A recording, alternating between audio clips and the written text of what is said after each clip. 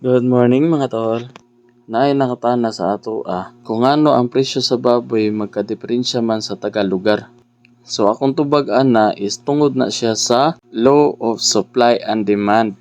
So unsa dinhi siyang law of supply and demand?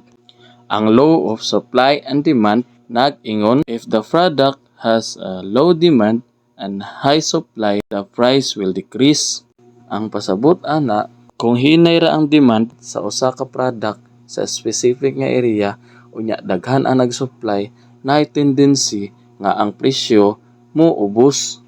Paubsan na nila kay para mas madali nilang ma-dispose ang usa ka product or atong example ang baboy. So pananglitan, balihon na sad nato. Daghan kayo nangita og baboy. Unya wala nay kakuhaan og baboy. So dako kayo og tendency nga ang baboy kay mosaka ang presyo. So what if ang usa ka area kay naigo og ASF? Ang pangutana, mosaka ba gihapon ang presyo sa baboy o moubos na?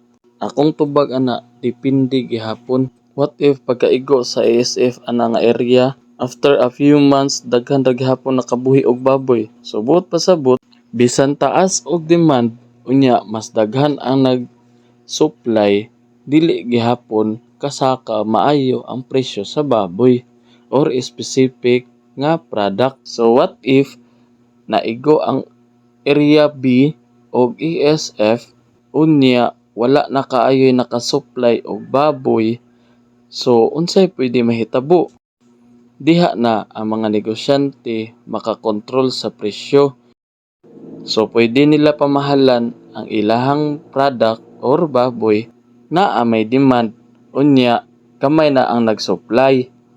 So ang uban nagtuo after a few months gi-SF ilang lugar kay mumahal na ang baboy. So kung ikaw natimingan ka og area nga na SF unya ubos gihapon ang price or presyo, buot pasabot ana daghang gyapon nag-supply na nga specific na area. Please follow and share sa mga ingon ani nga content. Adios.